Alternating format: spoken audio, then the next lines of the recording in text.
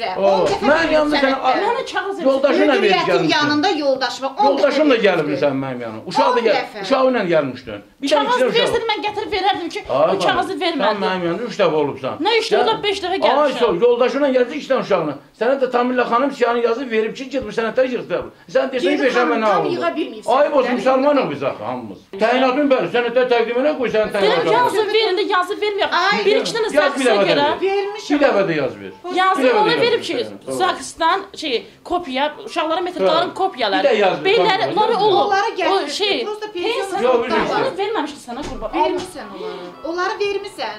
Sənin bir dənə sənədin. Danışa sakinə ki, nə lazımdır biz də gedək. Sosial müdafiə mərkəzlərində bu cür hallar tez-tez baş verir. Əmək və Əhalinin Sosial Müdafiəsi naziri Füzuli Ələkbərov da keçirdiyi kollegiya iclasında əhaliyə xidmət səviyyəsinin qənaətbəxş olmadığını bildirib. Turan Nuriyevaya bildirilir ki, yalnız bircə sənədi qalıb. Onu da təqdim etdikdən sonra sosial yardım ala biləcək.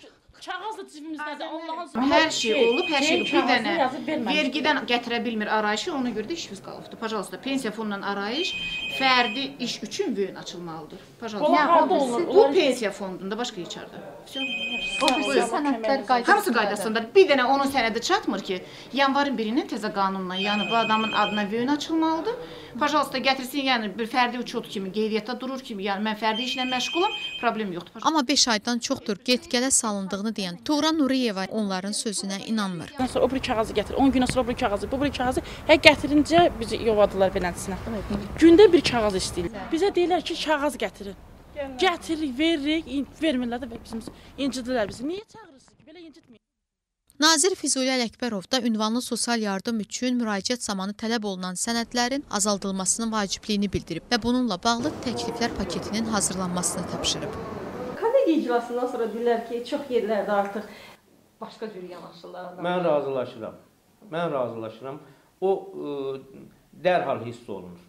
Bunu siz özünüz də hiss eləyərsiniz. Nəinki burada istənilən yerdə, yəni insanlara elə bil ki, mən bir söz deyim də, elə bil ki, yatmış insanları oyatdılar ki, oyan, ay yatmış insan, oyan, sən millətinə xidmət edirsən, keyfiyyətini artır, səmiyyətini artır, münasibətini yaxşı elə insanlara xidmət edir.